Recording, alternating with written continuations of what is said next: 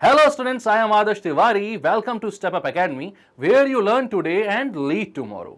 तो आज हम क्या पढ़ने वाले हैं? तो आज हम पढ़ने वाले हैं प्रूविंग इर्रेशनैलिटी ऑफ नंबर्स। ठीक है, इर्रेशनल मतलब कि यहां पर सबसे पहले आपको दिख रहा है √2। ये आदमी सोच रहा है ये √2 है, ये इर्रेशनल है, लेकिन भाई इसको प्रूव करें तो करे कैसे?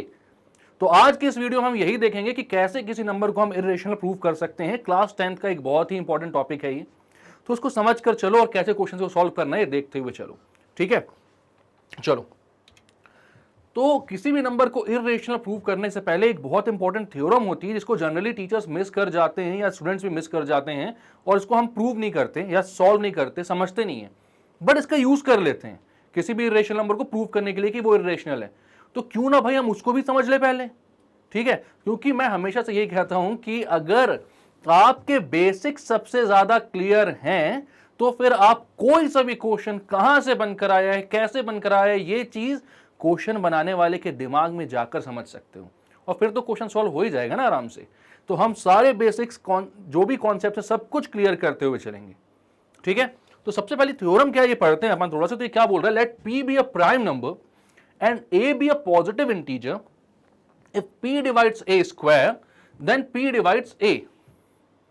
बोल रहा है कि p एक प्राइम नंबर है और a कोई सा भी एक पॉजिटिव इंटीजर है। अगर p जो है वो a को डिवाइड करता है तो p जो है वो a स्क्वायर को भी, सॉरी, p जो है वो अगर a स्क्वायर को डिवाइड करता है तो p जो है वो a को भी डिवाइड करेगा। ठीक है, फॉर एन एग्जाम्पल मैं लेता हूं कोई भी एक 36। ठीक है, 2 एक प्राइम नंबर है। ठीक है, और मैं बोलता हूं 2 जो है वो 36 को डिवाइड करता है।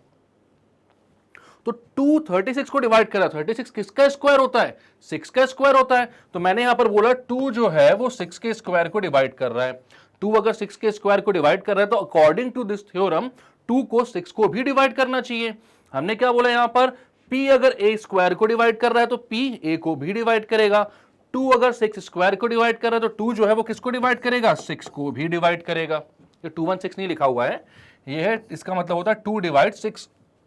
ठीक है, ये 2 डिवाइड 6 स्क्वायर, 2 डिवाइड 6 ऑल्सो। ठीक है, तो यहां पर ये समझना है कि अगर कोई प्राइम नंबर है अपने पास, ठीक है, और क्या हो रहा है, वो डिवाइड कर रहा है किसी नंबर के स्क्वायर को, तो वो नंबर जो प्राइम नंबर है वो उस नंबर को भी डिवाइड करेगा जिसका वो स्क्वायर था। 6 स्क्वायर को डिवाइड कर रहा है तो 6 को भी डिवाइड कर रहा है। लेकिन इसको प्रूव कैसे करेंगे हम? तो इसको प्रूव करने के लिए हम कहां चलते हैं? हम बोलते हैं चलो कि यहां पर भाई a एक नंबर है, a एक कॉम्पोजिट नंबर है। ठीक है, a एक कॉम्पोजिट नंबर है, और हमने फंडामेंटल थ्योरम ऑफ अरिथमेटिक में ये पढ़ा हुआ है कि कोई भी कॉम्पोजिट नंबर अगर होता है तो उसको हम प्राइम नंबर्स के प्रोडक्ट में रिप्रेजेंट कर सकते हैं। ये पढ़ा है कि नहीं पढ़ा है? बिल्कुल पढ़ा है भाई। तो a को भी अगर a कॉम्पोजिट नंबर है तो किन्हीं प्राइम नंबर्स के प्रोडक्ट में उसको रिप्रेजेंट कर सकते हैं, और वो जो प्रोडक्ट होता है, वो जो रिप्रेजेंटेशन होता है, वो हर एक नंबर के लिए यूनिक होता है, हर एक नंबर के लिए यूनिक होता है। ठीक है, बस उसका ऑर्डर जो होता है वो कुछ भी हो सकता है एक्सेप्ट द ऑर्डर। तो ऑर्डर मतलब कि 2 × 3 बोलो या 3 × 2 बोलो, बात तो सेम ही होती है ना। तो यहां पर मैं क्या बोल रहा हूं कि a अगर एक कॉम्पोजिट नंबर है और उसका प्राइम फैक्टराइजेशन है कुछ इस तरीके से, p1 p2 इनटू में p3 dash dash dash up to pn, ये सारे a के प्राइम फैक्टर्स हैं। ठीक है, तो ये अगर a के प्राइम फैक्टर्स हैं, और मैं ये बात जानता हूं कि p जो है वो अगर a को डिवाइड कर रहा है तो वो इसी के प्राइम फैक्टर्स में कहीं ना कहीं आ रहा होगा। ठीक है, अभी उस बात पे वापस आएंगे अपन। अभी सिर्फ ये समझो आप कि ये a जो है इसके प्राइम फैक्टर्स कौन कौन से हैं? p1 p2 p3 up to pn। अगर मैं बोलूं a स्क्वायर, तो a स्क्वायर क्या कर दोगे आप? a स्क्वायर को आप बोल सकते हो a इंटू a, या बोल सकते हो बहुत आसानी से, कोई दिक्कत नहीं है, a इंटू a का मतलब a के प्राइम फैक्टर्स ये सारे थे, तो आप बोल सकते हो a की जगह क्या? p1 p2 p3 p4 dash dash dash up to pn into p1 p2 p3 dash dash dash up to pn। a जो था वो p1 से लेके pn तक था, तो a को मैंने 2 बार मल्टीप्लाई किया, तो ये सारे p1 और p1 वाले जो फैक्टर्स हैं वो 2 बार मल्टीप्लाई हो गए। यानी कि यहां पर आप बोल सकते हो a स्क्वायर क्या हो जाएगा? p1 square p2 square into p3 square dash dash dash up to pn square, इन सब का प्रोडक्ट। अब अगर आपने यहां पर ये चीज बोली कि भाई p जो है वो a स्क्वायर को डिवाइड करता है, p divides a square, p जो है अगर वो a स्क्वायर को डिवाइड करता है तो आप बोल रहे हो कि p को a को भी डिवाइड करना चाहिए। ये बात आप समझ रहे हो?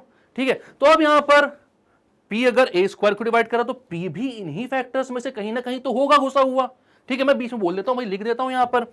तो a स्क्वायर को आप लिख सकते हो क्या, p1 square p2 square dash dash dash, बीच में कहीं p होगा अपना, और pn स्क्वायर लास्ट वाला।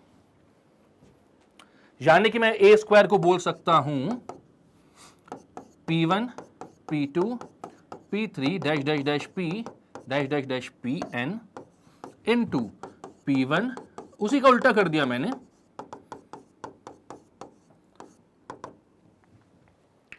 तो यहां पर a स्क्वायर को मैं क्या बोलता था एक्चुअली, a इंटू a के ही सारे फैक्टर्स में p भी मौजूद है भाई। क्यों मौजूद है? क्योंकि p जो है वो a स्क्वायर को डिवाइड कर रहा था, और a स्क्वायर के जितने भी फैक्टर्स थे वो एक्चुअल में a के ही तो फैक्टर्स थे, a इंटू a था ना। और a का हमने पढ़ा हुआ है फंडामेंटल थ्योरम ऑफ अरिथमेटिक में कि इसके हर जो प्राइम फैक्टराइजेशन है हर एक नंबर के लिए कैसा होता है, यूनिक।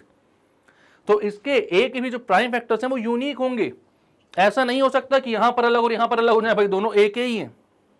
ठीक है, और किसी दूसरे नंबर के भी प्राइम फैक्टर्स नहीं हो सकते। तो मैंने क्या बोला यहां पर, a स्क्वायर को a इंटू a लिखा। मैंने बोला a के prime factors p1 p2 p3 pn थे। ठीक है, अब a स्क्वायर के फैक्टर्स जो हो गए वो क्या हो गए, p1 p2 p3 p4 up to n, similarly multiplied by same factors, उनको मैं इस तरीके से लिख सकता हूं। और क्योंकि p जो है हमारा वो भी a स्क्वायर का फैक्टर है, तो वो भी यहां पर इनके फैक्टर्स के बीच में कहीं ना कहीं आ रहा होगा। मैंने उसको भी यहां पर पुट कर दिया। उसको मैं इस तरीके से लिख सकता हूं भाई, अलग अलग करके, मतलब कि a इंटू a के फॉर्म में।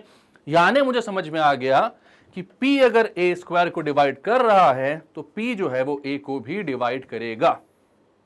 बात क्लियर है? a हमारा कोई कॉम्पोजिट नंबर था, a स्क्वायर a का स्क्वायर है, p एक ऐसा प्राइम नंबर है जो कि a स्क्वायर को डिवाइड कर रहा है, तो p a को भी डिवाइड करेगा। अब ये बात ना आप लोग हमेशा अच्छे से याद रखना, इसको एक बार लिख लो, आप लोग को चाहिए तो नोट कर लो भाई। ठीक है, एक बार बहुत अच्छे से याद रखना कि यहां पर इस थ्योरम को ना अपन लोग एक बार पढ़ लेते हैं, बोले यार क्या थ्योरम है यार, एक बार में समझ में आ गई, बहुत ही इजी थ्योरम है।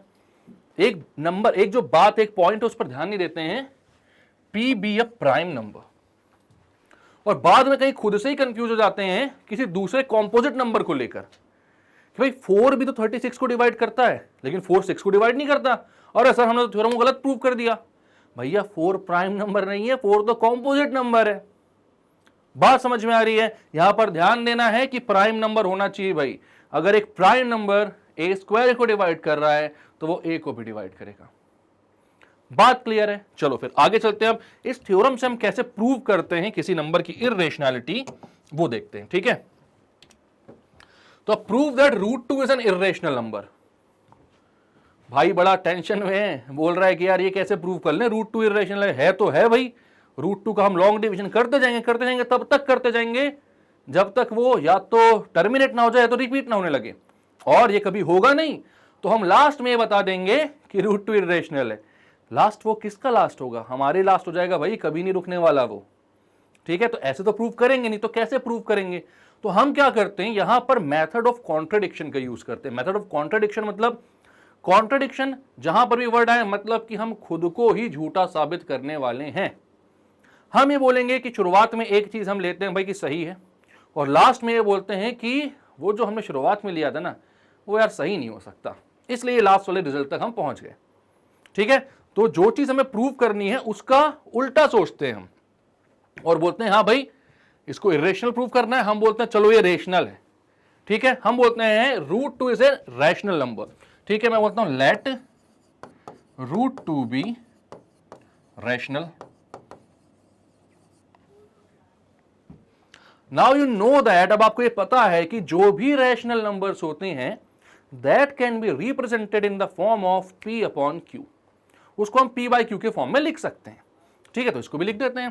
तो हम बोलते हैं भाई √2 को मैं लिख रहा हूं p बाई q के फॉर्म में। ठीक है। अब मैं चलो ये भी मान लेता हूं कि पी बाई क्यू के कोई कॉमन फैक्टर होगा, ठीक है, और वो कैंसल आउट होकर किसके फॉर्म में आ गए होंगे, ए अपॉन बी के। ये लोवेस्ट टर्म्स में आ गया है ना, लोवेस्ट टर्म्स में आ गए। और ए और बी कैसे होंगे, लोवेस्ट टर्म्स में कभी भी कब आते हैं, जब दोनों नंबर हमारे ऊपर नीचे वाले कैसे आ जाते हैं, को प्राइम नंबर, यानी कि उनका हाईएस्ट कॉमन फैक्टर कौन होता है, सिर्फ और सिर्फ 1। तो अब क्या बोलोगे, where A and B are को प्राइम्स।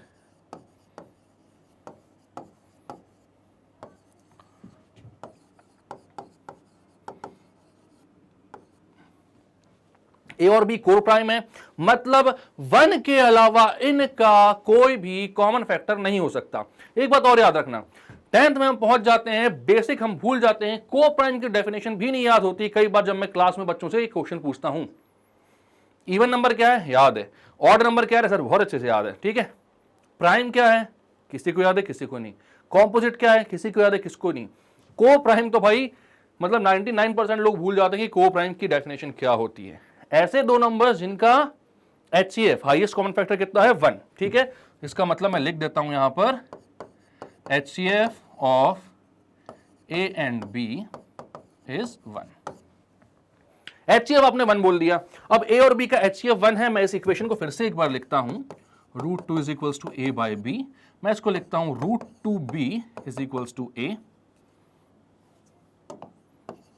√2B किसके इक्वल है, A के इक्वल है। बस √2 और B को मल्टीप्लाई किया मैंने और कुछ नहीं किया। मैं क्या करता हूं, स्क्वायरिंग बोथ साइड, दोनों ही साइड में स्क्वायर कर देता हूं, स्क्वायरिंग बोथ साइड। √2B का स्क्वायर, √2 का स्क्वायर 2 हो जाएगा, 2B square equals to A square, ठीक है।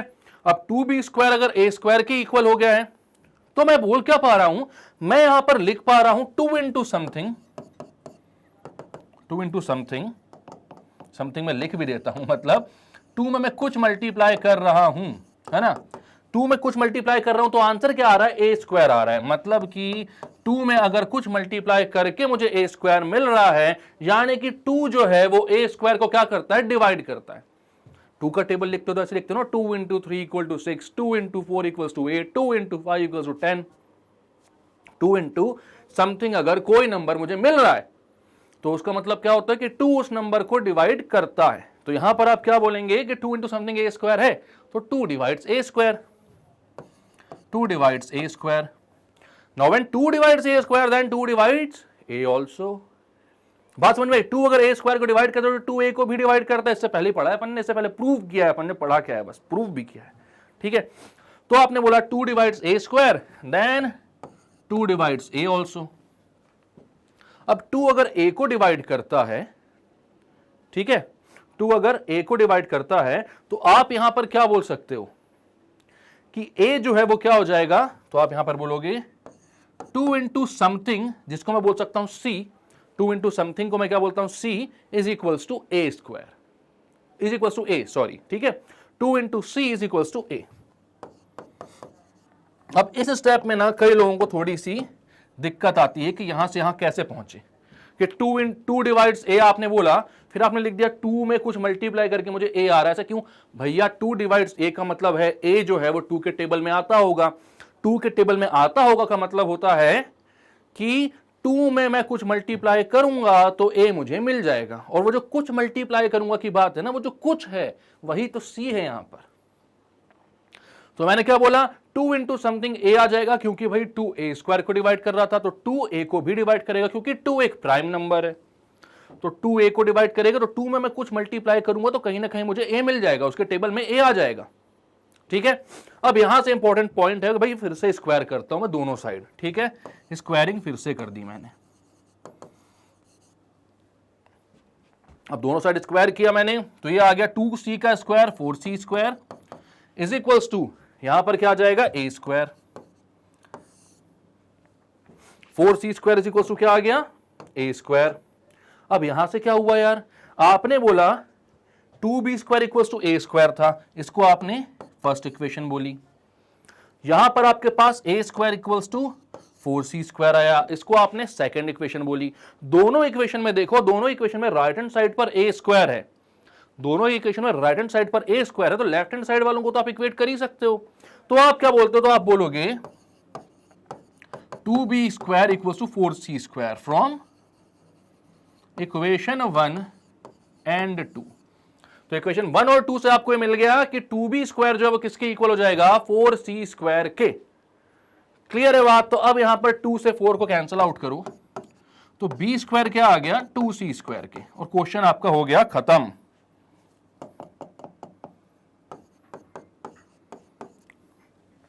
हो गया ना खत्म। क्लियर है बात, नहीं है क्लियर, समझ में आ गया होगा ना कि खत्म क्यों बोल रहा हूं मैं।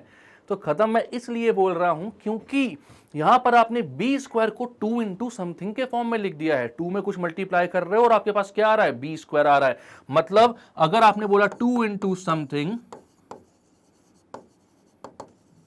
Is equals to B square, that means that 2 divides B square, 2 divides B square. अब 2 अगर बी स्क्वायर को डिवाइड करता है, क्योंकि 2 एक प्राइम नंबर है, तो 2 किसको डिवाइड करेगा, बी को भी डिवाइड करेगा। ठीक है, तो आपने बोला 2 divides B square, therefore 2 divides B.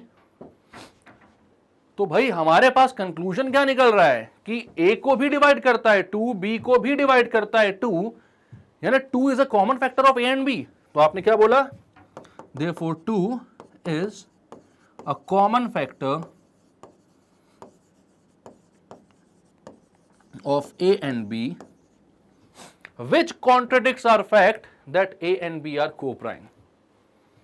बात समझ में आई कि 2 जो है अगर A और B दोनों का कॉमन फैक्टर है, तो यहीं पर तो कॉन्ट्रडिक्शन आ गया ना भाई। क्या आ गया कॉन्ट्रडिक्शन, कि A और B को-प्राइम है। ऐसे ही तो नहीं होता। ठीक है, A और B को-प्राइम हमने ले लिया तो भाई 2 को कॉमन फैक्टर नहीं आना था। 2 अगर कॉमन फैक्टर आ गया तो ए और बी को को-प्राइम नहीं आना था। मतलब यहां पर कॉन्ट्रडिक्शन आ गया, हमने जो लिया था वो गलत था। तो आपने क्या बोला, this contradicts our fact that A and B are coprime, hence √2 is irrational.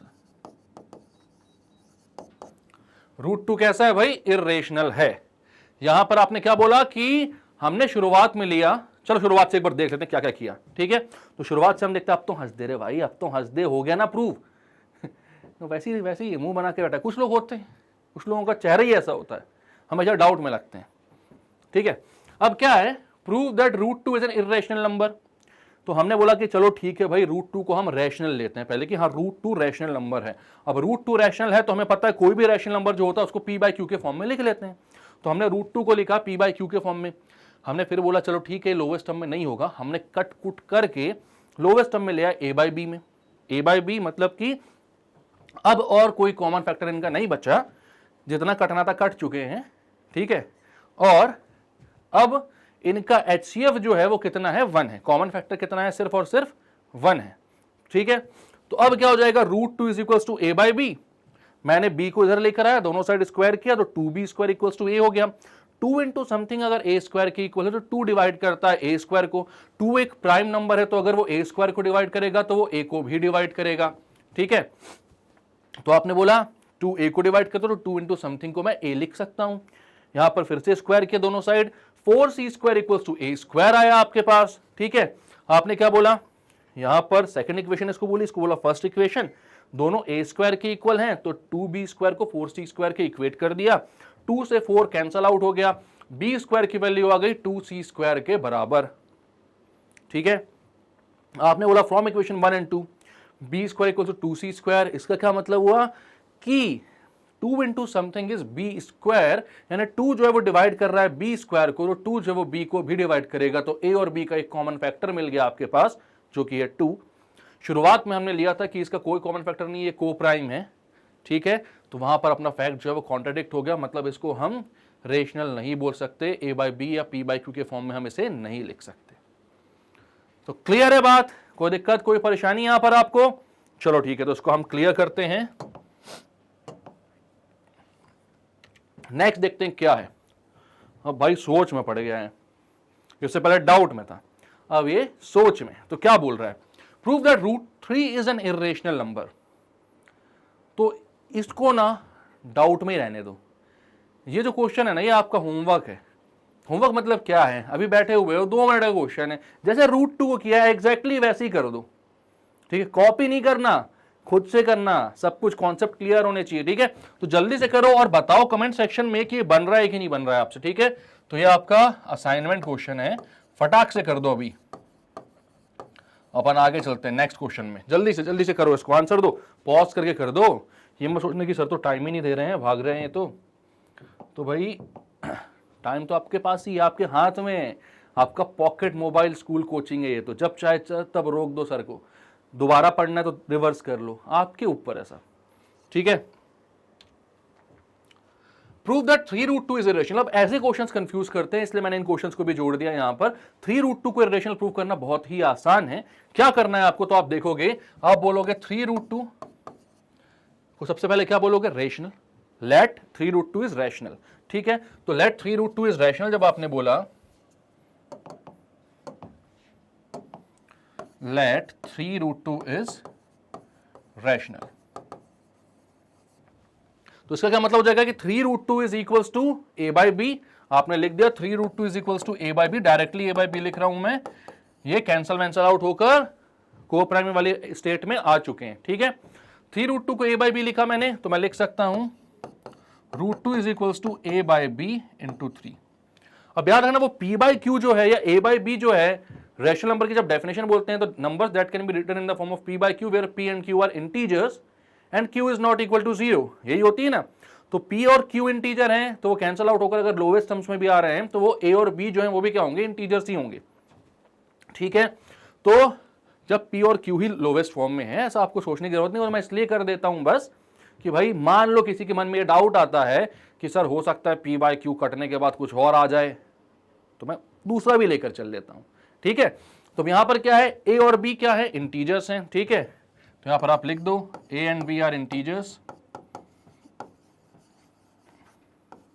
And b is not equal to 0, ठीक है। तो अब यहां पर देखो भाई, a 3 और b, 3 भी इंटीजर है, मतलब ये इंटीजर बाय इंटीजर का फॉर्म है। √2 तो इर्रेशनल है ना, दो इंटीजर्स डिवाइड होंगे तो इर्रेशनल आएगा क्या, नहीं आएगा। तो आप क्या बोलोगे, but a upon 3b is rational and √2 is irrational. Therefore, this contradicts our fact that 3√2 is rational. तो 3√2 क्या हो जाएगा, irrational. तो ऐसे क्वेश्चंस को ऐसे ही करना है, बहुत आसानी से आप कर सकते हो। क्लियर है क्वेश्चन, बहुत इजी क्वेश्चन है। आगे बढ़े जल्दी से एक और क्वेश्चन देख लेते हैं। Prove that 5 minus √3 is an irrational number. तो इस टाइप के जितने क्वेश्चंस आते हैं ना, सारे मैंने सोचा कि कवर कर लेते हैं, ठीक है। 5 माइनस √3, एक बार पॉज करो वीडियो को, ट्राई करके देखो बन रहा है कि नहीं बन रहा है, ठीक है। तो 5 minus √3 is an irrational number. तो क्या करना है आपको लेना 5 माइनस √3 को रेशनल। आपने बोला रैशनल है, अब रैशनल है तो a बाई बी के फॉर्म में लिख सकते हैं, a बाई बी के फॉर्म में लिख सकते हैं। तो मैं क्या बोल सकता हूं, √3 is equals to 5 minus a by B. अब इस टाइम में कंफ्यूजन तो नहीं हो रही ना, √3 को वहां भेजा है, a बाई बी को यहां भेजा है, 5 minus a by B is equals to √3। क्या करते हैं, स्टेप समझो इसको, जो भी इर्रेशनल वाला नंबर होता है ना, उसको एक साइड रख लो, बाकी सारे जो रैशनल नंबर या इंटीजर्स दिख रहे हैं उनको एक साइड कर लो, ठीक है। उसके बाद सॉल्व करो। तो यहां पर क्या हो जाएगा, √3 is equals to 5b minus a upon b।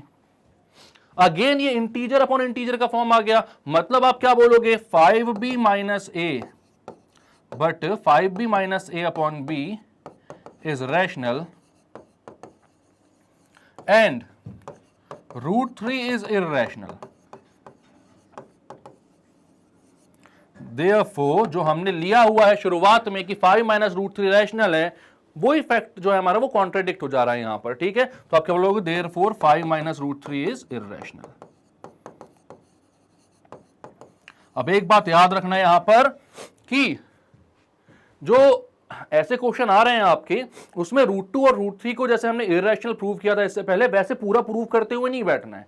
जब भी क्वेश्चन कोई ऐसा देगा आपको, तो ये मानते हुए देगा कि भाई हाँ, √2, √3, √5 जो भी ये ऐसे प्राइम नंबर के स्क्वायर रूट होते हैं वो इर्रेशनल ही हैं, ठीक है, ये मानकर ही देता है, तो उसको आपको प्रूव करने नहीं बैठना है, आपको सिर्फ ये दिखाना है कि लास्ट में आप किसी ऐसे इर्रेशनल नंबर को इंटीजर अपॉन इंटीजर के फॉर्म में लिख दे रहे हो, और अगर आप उसको इंटीजर अपॉन इंटीजर के फॉर्म में लिख दे रहे हो तो आपको ये बोलना है कि भाई ये गलती हो गई, हमने जो शुरुआत में माना था वो गलत हो गया, ये कॉन्ट्रडिक्ट हो गया हमारा फैक्ट। क्लियर है? तो यहां पर √3 इर्रेशनल है कि नहीं, ये नहीं प्रूव करना है, आपको सिर्फ ये दिखाना है कि अगर हमने इसको इर्रेशनल ले लिया है सॉरी, तो √3 जो है वो भी रेशनल हो जाएगा अगर इसको रेशनल ले लिया है तो, जो कि हम नहीं कर सकते क्योंकि √3 जो है वो कैसा है, इर्रेशनल है। नेक्स्ट क्वेश्चन फटाक से, तो क्या बोल रहा है, प्रूव दैट √2 + √5 इज इर्रेशनल। अब ये क्वेश्चन अच्छा है, ठीक है, यहां पर थोड़ी सी मेहनत और ज्यादा होती है, लेकिन करना कॉन्सेप्ट सब वही लगाना है अपन को। तो हम यहां पर क्या बोलते हैं, हम बोलते हैं लेट √2 + √5 क्या है, रैशनल है, शुरुआत सबकी वैसे ही होगी, √2 + √5 is rational is equals to a/b बोल देते हो आप। जो सा भी नंबर अच्छा लगता है उसको यहां बचा लो, दूसरे को वहां भेज दो, ठीक है, मैं √5 को यहां बचाता हूं और √2 को वहां भेज देता हूं, √2 छोटा है ना, इजी पड़ेगा, ठीक है, मैं √5 को यहां बचाता हूं, यहां लिखता हूं a/b - √2। अब मैं क्या कर लेता हूं, स्क्वायरिंग बोथ साइड, ठीक है, स्क्वायर करता हूं दोनों साइड, यहां पर √5 का स्क्वायर 5 और यहां पर हो जाएगा a/b - √2 का होल स्क्वायर। अब ये मत भूलना भाई, जब आप बड़ी क्लास में जाते हो तो a + b whole square, a - b whole square ही भूल जाते हो, वो नहीं भूलना है आपको, ठीक है। तो यहां पर क्या हो जाएगा भाई, होल स्क्वायर का फॉर्मूला लगाओ, 5 = a² / b² + 2 √2 का स्क्वायर a² + b² - 2ab का फॉर्म आएगा, -2ab √2।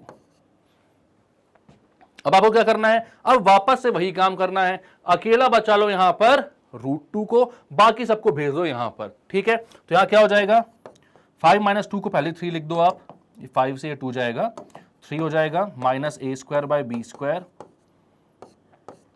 और ये जो 2ab है वो पूरा यहां पर आ जाएगा, तो यहां पे मल्टीप्लाई कर देता हूं, -b/2a इज इक्वल्स टू √2। अब इसको सॉल्व कर लो थोड़ा सा आप, ठीक है, तो ये क्या हो जाएगा, तो अंदर हो जाएगा -3b प्लस का a²b, तो यहां पर आप लिखते हो a²b - 3b अपॉन, नीचे हो जाएगा 2a, ओके, b³ हो जाएगा, वहां पर मल्टीप्लाई होगा ना वो, तो 3b³, ये ऐड होगा, 3 - b² 3b² - a² upon b² हो जाएगा, नीचे जाएगा 2ab² is equals to √2। √2 again किस फॉर्म में आ गया, इंटीजर अपॉन इंटीजर के फॉर्म में आ गया, तो आप क्या बोलोगे कि भाई √2 जो है वो इर्रेशनल नंबर होता है, बट यहां पर वो रैशनल हो गया, यानी कि जो शुरुआत में हमने लिया है वो फैक्ट ही गलत हो गया। तो क्लियर है बात, एक और बार देख लो इसको, अच्छे से ट्राई करो, एक और बार ट्राई करो, अगर कोई डाउट आती है तो कमेंट सेक्शन पर बताएं, ठीक है, और चलते हैं आगे। ओके, तो यहां पर इस वीडियो को हम खत्म कर रहे हैं, आपके ऐसे ही बहुत सारे कॉन्सेप्ट्स हम यहां पर वीडियो बनाकर उसको सॉल्व करते जाएंगे, कोई दिक्कत कोई परेशानी कहीं पर नहीं आने देंगे, और डिटेल्ड लेक्चर्स भी आपके लिए बहुत जल्दी यहां पर दिखने को मिल जाएंगे आपको, ठीक है। हमारे यहां पर ये सारे कोर्सेज पूरे करवाए जाते हैं 6th to 12th all boards, NEET, JEE, CLAT, AI, CUET, TET सारे कोर्सेज, और आप हमारी वेबसाइट पर भी जाकर इन सब की इंफॉर्मेशन ले सकते हैं और वीडियोस को देख सकते हैं। कोई भी डाउट आए तो आप कमेंट सेक्शन पर कभी भी पूछ सकते हैं, आपके डाउट के लिए एक पूरा डेडिकेटेड वीडियोस भी हम बनाएंगे, ठीक है। तो मिलते हैं नेक्स्ट वीडियो में, तब तक के लिए bye bye and take care.